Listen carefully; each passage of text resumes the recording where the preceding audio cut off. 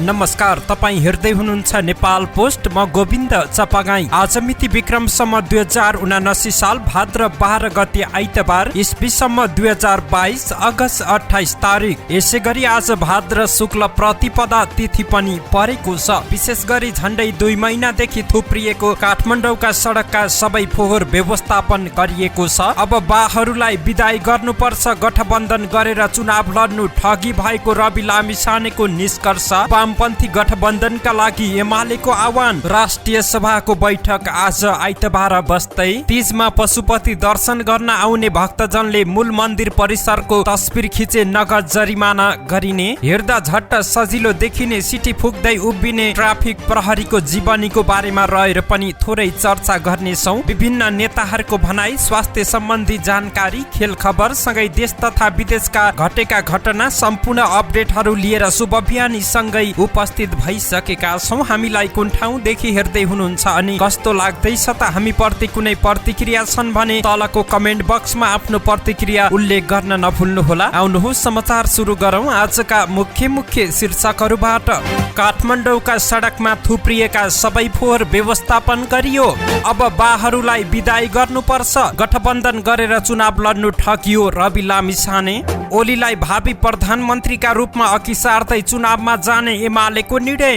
वामपन्थी गठबन्धनका लागि एमालेको आह्वान।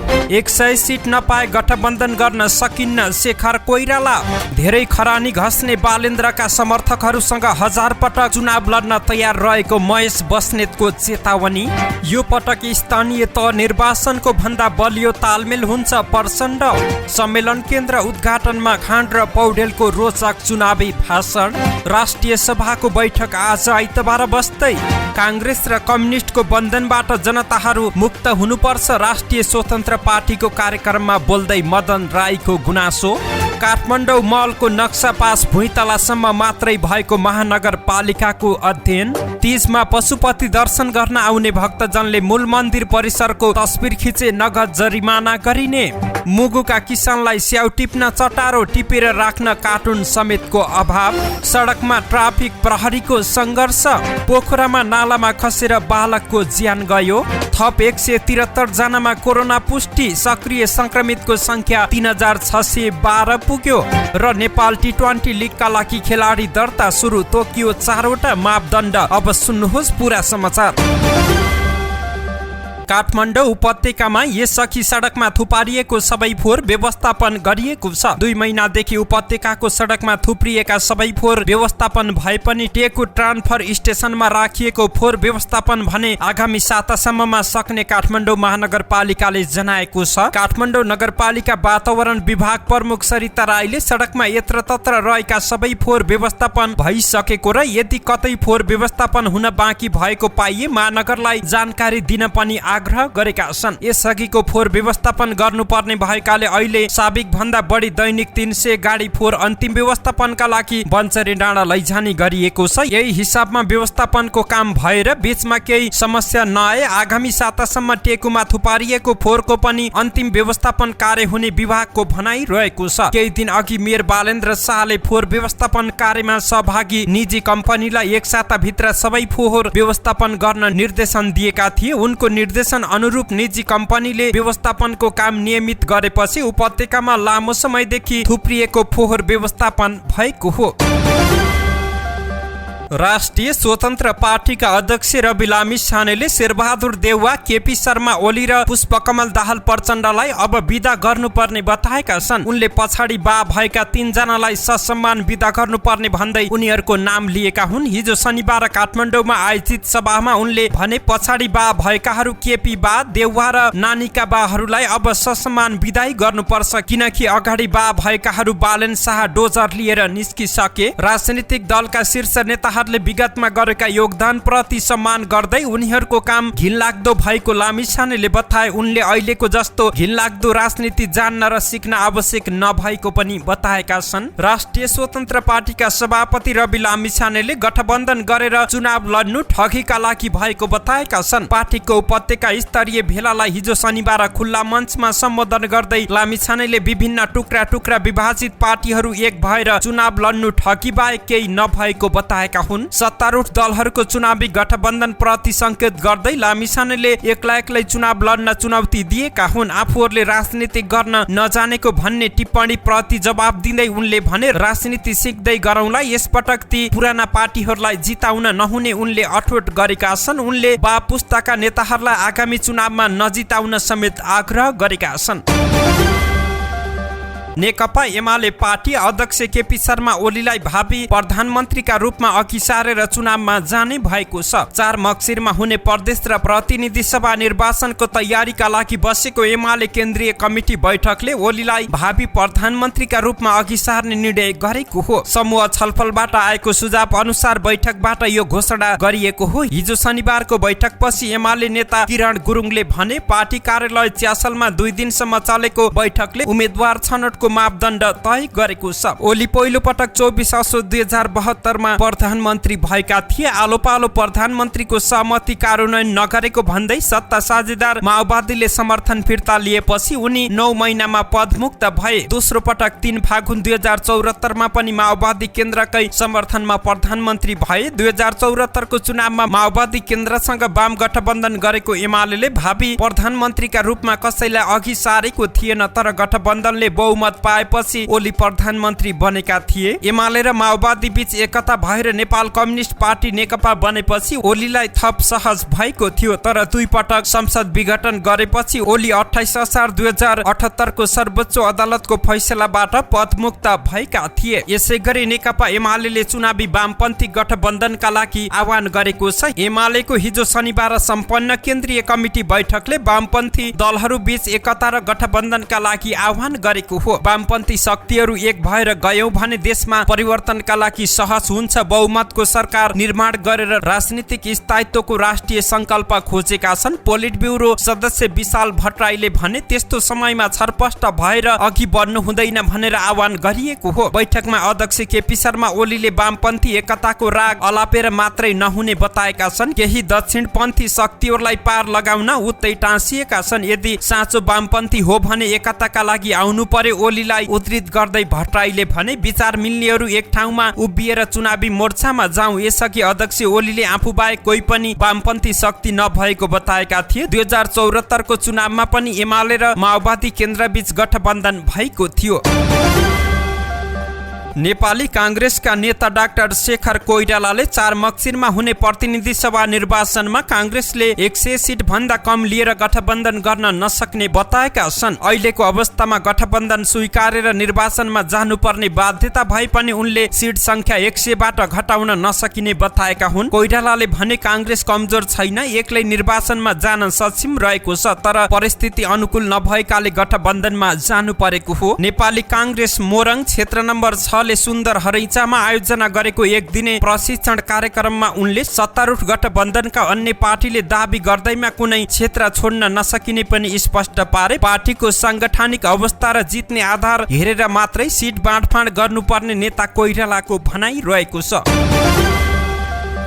नेकपा एमालेका नेता महेश बस्नेतले काठमाडौँ महानगरपालिकाका मेयर बालेन्द्र शाहलाई धेरै खरानी घस्ने जोगीको संज्ञा दिएका छन्। हिजो शनिबार आफ्नो निर्वाचन क्षेत्र भक्तपुरमा भएको एक कार्यक्रममा बोल्दै बस्नेतले मेयर शाहले अनाधिकृत रूपमा चलाएको डोजरबाट धेरै पीडित भएको पनि बताएका छन्। उनले भने हामीसँग 20औं वर्षको अनुभव रहेको छ। नयाँ जोगीले धेरै खरानी घस्छ भन्छन्, यिनीहरूलाई बढी खरानी घस्ने कुरा ठिकै होला, तर हामी अनुभवीसँग सिक्नु भयो भने विकासको मोडालिटीको बारेमा हाम्रा अनुभवहरू शेयर गरौँला, हैन भने तोडेर फोहोर जनताका पुर्ख्यौली सम्पत्तिहरू वर्षौंदेखि दुःख गरेर कमाएर छोराछोरीलाई खाडीमा पठाएर बनाएका हाम्रा घरहरू भत्काउने तिम्रो कुनै तागत छैन, तिमीलाई कुनै अधिकार छैन। मैले यो कुरा भने बापत तिम्रा सुण्ड मुसुण्डाहरूले मलाई गाली गर्छन् भने तिम्रा सुण्ड मुसुण्डाहरूसँग हजारौं पटक जुझ्न तयार छौ, 1000 पटक लड्न तयार छु। उनले आफू जहिले पनि न्यायको पक्षमा, व्यवसायको पक्षमा, स्थानीय रैथानेको पक्षमा बोल्ने उल्लेख गरे। उनले त्यसो गर्दा बालेन्द्रका समर्थकहरू लड्न आउँछन् भने आफू आफ्नो टिम र पार्टी काफी रहेको भन्दै चेतावनी दिएका छन्।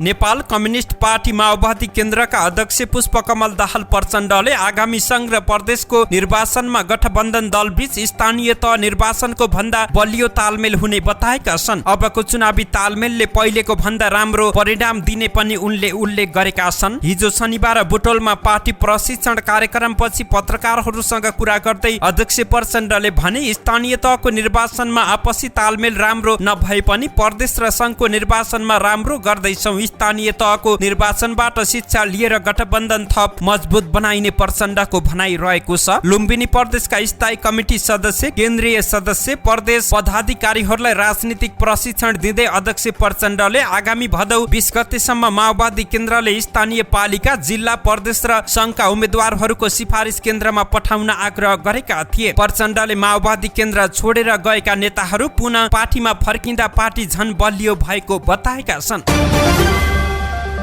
बुटोलमा बनेको आधुनिक अन्तर्राष्ट्रिय सम्मेलन केन्द्रको उद्घाटन हिजो शनिबार प्रधानमन्त्री देउवाले गरे। उद्घाटनमा देउवाले शहरी विकासका कुरा सामान्य रूपमा राखे। उनले सीमित लिखित भाषण छोटो समयमै सके, तर आफ्नो निर्वाचन क्षेत्र यही भएका रूपन्देहीका नेपाली काङ्ग्रेसका केन्द्रीय सदस्य एवं गृहमन्त्री बालकृष्ण खान, नेकपा एमालेका उपाध्यक्ष विष्णु पौडेलको भाषण भने निकै रोचक रहेको थियो। दुईजना नेताले बुटोल तथा रूपन्देहीको समग्र विकास सन्तोषजनक रहेको बताए, तर यी दुई वक्ताको भाषणमा चुनावी सभाको झझल्को आएको थियो। आगामी मक्सिर 4 गतेको निर्वाचन लक्षित भाषण दुवैजनाको रोचक बनेको थियो। खानले नेपाली काङ्ग्रेसको पहलमा बुटवलमा बुटोल मण्डप हुँदै अन्तर्राष्ट्रिय सम्मेलन केन्द्र बनाउन सफल भएको बताए। उनले बुटोल उद्योग वाणिज्य संघले पहिलो पहल गरेको दाबी गरे, जहाँ काङ्ग्रेस निकट उद्योगी व्यापारी बढी रहेका छन्। खानले भने बुटोल उद्योग वाणिज्य संघले पहिले मेला महोत्सव गर्ने ठाउँ नपाएर शान्ति माविमा गर्थ्यो, पछि यो ठाउँ पहिचान गरेर बुटोल मण्डप हुँदै अन्तर्राष्ट्रिय सम्मेलन केन्द्रको समेत यही ठाउँमा बनाउन सफल भयौं। उनले तत्कालीन प्रधानमन्त्री गिरिजाप्रसाद कोइरालाको पालामा बुटोल मण्डपको रूपमा जग्गा प्राप्त भएको बताए। भैरवाको गौतम बुद्ध अन्तर्राष्ट्रिय विमानस्थल निर्माणको पहल पनि तत्कालीन प्रधानमन्त्री कृष्ण प्रसाद भट्टराईको पालामा भएको उल्लेख गरेका छन्।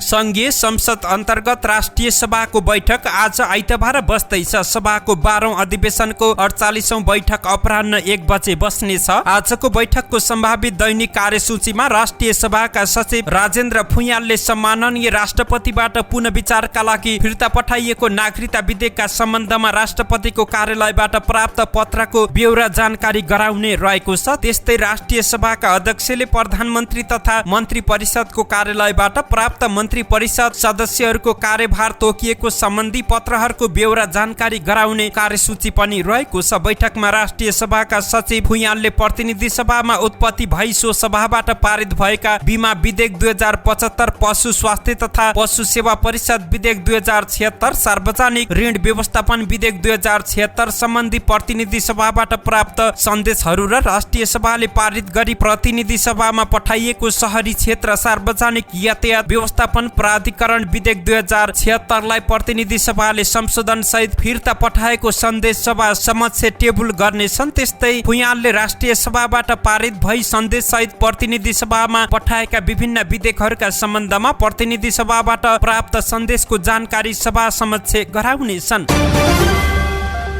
कृषि वैज्ञानिक मदन राईले नेपाली काङ्ग्रेस, कम्युनिस्ट पार्टीहरू र राजामा कुनै फरक नभएको टिप्पणी गरेका छन्। हिजो शनिबार रवि लामिछानेको नेतृत्वको राष्ट्रिय स्वतन्त्र पार्टीले काठमाडौँमा गरेको कार्यक्रममा बोल्दै उनले सधैँभरि काङ्ग्रेस र कम्युनिस्टको बन्धनमा नबसी स्वतन्त्र हुन पनि आग्रह गरेका छन्। उनले काङ्ग्रेस र कम्युनिस्ट पार्टीका कार्यकर्ता तत्कालीन पञ्चायत कालका मण्डले गुण्डाका रूपमा रहेको बताए। उनले भने राणा राजाका गाउँ गाउँमा केही गुण्डा थिए, मुखिया र के भन्ने, अहिले त्यो मुख्य काङ्ग्रेसको कार्यकर्ता भन्ने गुण्डा रहेको छ। कम्युनिस्टको पनि म कार्यकर्ता हुँ भन्ने गुण्डाले मण्डलले जतिकै रूपमा त्रसित बनाएको छ, हामीलाई बन्दी बनाएको छ, हामीलाई यसबाट नेपाली जनता मुक्त हुनुहोस्। उनले अब जनतालाई हेप्दै जाने पार्टीहरू मासिँदै जानुपर्ने पनि बताएका छन्। उनले स्थापित पुराना राजनीतिक दलका नेताहरूलाई प्रश्न गर्दै भने, तपाईहरूले 2046 सालदेखि समृद्ध नेपाल बनाउँछु भनेको होइन, नेपाल के बन्यो नेताहरू सुन्नुहोस्, नेपाली जनताहरू सुन्नुहोस्। नेपाल अहिले कस्तो छ? संसारको 200 राष्ट्र मध्ये सबैभन्दा गरिब छ के? त्यही गरिबी हो समृद्धि? यहाँका 50 लाख बेरोजगार युवाहरू विदेशमा रहेका छन् के यही हो समृद्धि? गरिब छ, बेरोजगार छ अनि स्कुल कलेज भन्दा धेरै अस्पतालहरू छन्, यो रोगीको देश हो। उनले समृद्धि भनेको गरिबी, बेरोजगारी र रोगीको देश हो भन्दै आक्रोश पोख्त गरेका छन्। राईले राणा र राजाले शक्ति र भक्तिको राजनीति गर्ने गरेको भन्दै कांग्रेस र कम्युनिस्टले किन शक्ति र भक्तिको राजनीति गरेको भन्दै आश्चर्य व्यक्त गरे। स्वतन्त्र उम्मेदवारले काठमाडौँ, धरान र धनगढीमा परिवर्तन देखाउन थालेको भन्दै मक्सिर 4 गतेको चुनावमा नयाँ शक्तिलाई अघि बढाउन पनि उनले आग्रह गरेका छन्।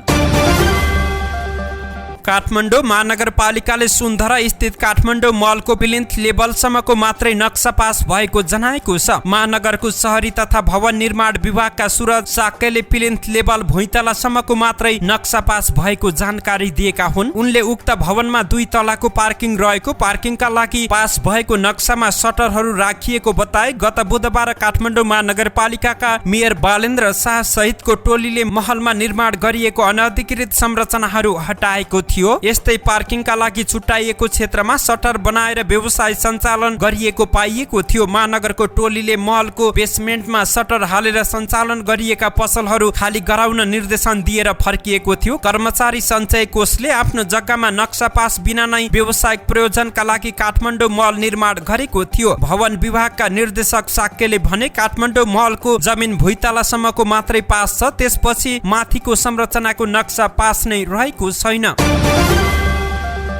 हरितालिका तीजका अवसरमा पशुपतिनाथ मन्दिर दर्शन गर्न आउने भक्तजनले मूल मन्दिर र त्यस परिसरको तस्बिर खिचेमा नगद जरिवाना गरिने भएको छ। पशुपतिनाथको मूल मन्दिरभित्र तस्बिर खिच्न मनाई गरिँदै आएको छ। पछिल्लो समय सबैका हातमा मोबाइल हुने भएकाले तस्बिर खिच्ने क्रम बढ्न थालेपछि नगद जरिवाना सहित कारबाही गर्न लागि पशुपति क्षेत्र विकास कोष संस्कृति संरक्षण महाशाखाका प्रमुख गौरी शंकर पराजुलीले जानकारी दिए। सनातनदेखि तस्बिर खिच्न मनाई गरिएको स्थानको तस्बिर खिची सामाजिक सञ्जालमा राख्ने टिकटक बनाउने क्रम बढ्न थालेपछि कोषले यस्तो तयारी गरेको हो। गर्भगृहको तस्बिर खिचेमा रु 2100, मुख्य मन्दिरको तस्बिर खिचेमा रु 1100 र मूल मन्दिर परिसरको तस्बिर खिचेमा रु 500 जरिमाना गर्न लागि हो। पशुपतिनाथ मूल मन्दिर क्षेत्रले मोबाइलले तस्बिर खिचे नखिचेको अनुगमन गर्न कोषका कर्मचारी समूहले सूक्ष्म अनुगमन गर्न लागेको जानकारी समेत दिए। कोषले तीजका दिन यही भदौ 14 गते बिहान 6 बजेपछि पुरुष दर्शनार्थीलाई पशुपतिनाथ मन्दिर प्रवेश गर्न नदिने भएको छ। पशुपतिनाथका नित्य दर्शनार्थीलाई त्यस अघि नै दर्शन गरेर फर्कन पनि कोषले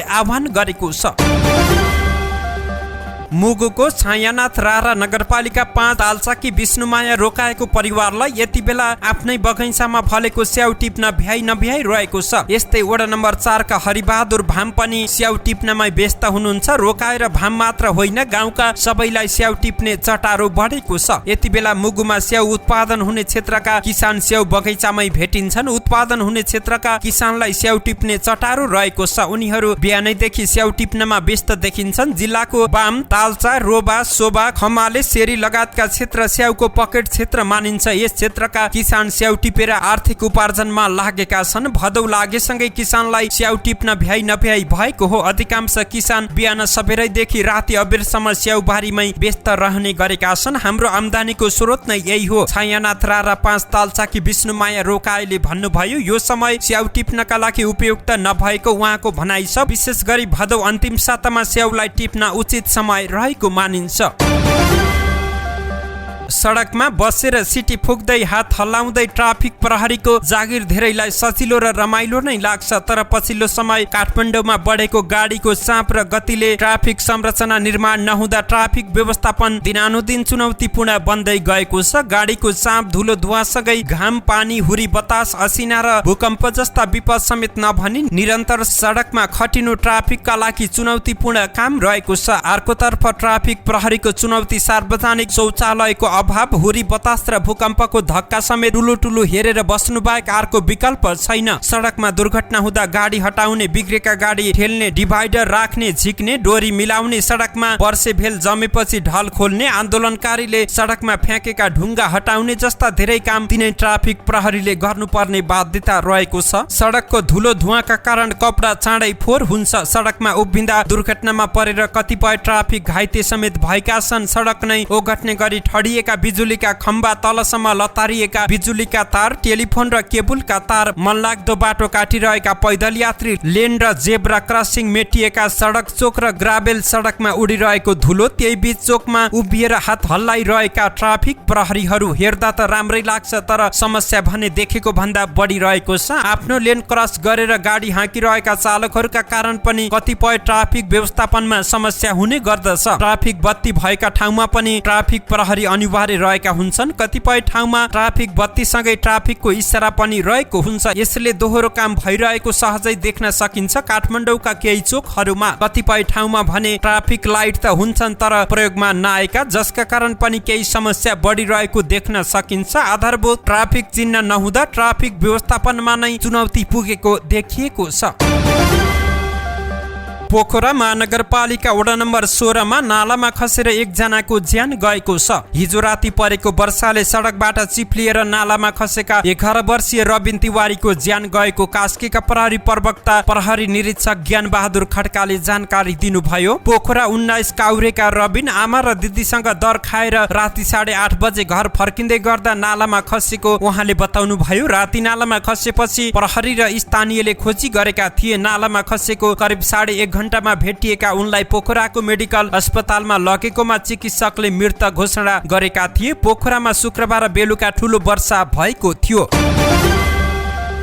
थप 173 जनामा कोरोना भाइरस संक्रमण पुष्टि भएको छ। पछिल्लो 24 घण्टामा देशभरबाट 2839 नमुना परीक्षण गर्दा 173 जनामा संक्रमण पुष्टि भएको स्वास्थ्य तथा जनसङ्ख्या मन्त्रालयले जनाएको छ। मन्त्रालयका अनुसार पीसीआर विधिबाट 643 र एन्टिजेन विधिबाट 2196 नमुनाको परीक्षण गर्दा पीसीआरबाट 65 र एन्टिजेनबाट 108 नमुनाको रिपोर्ट पोजिटिभ आएको हो। मन्त्रालयका अनुसार पछिल्लो 24 घण्टाको अवधिमा थप 396 जना कोरोना मुक्त भएका छन्। हाल सक्रिय संक्रमितको संख्या 3612 पुगेको छ।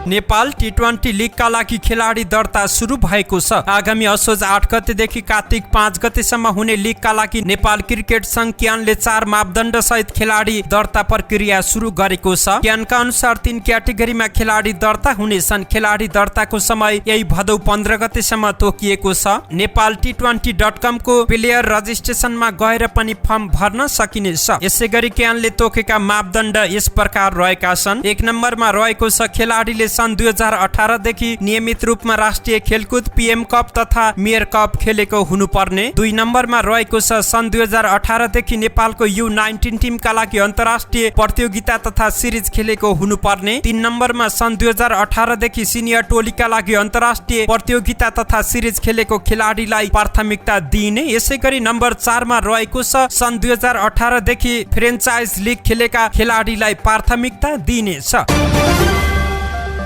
धन्यवाद। यस्तै ताजा समाचारको लागि नेपाल पोस्ट हेर्दै गर्नुहोला।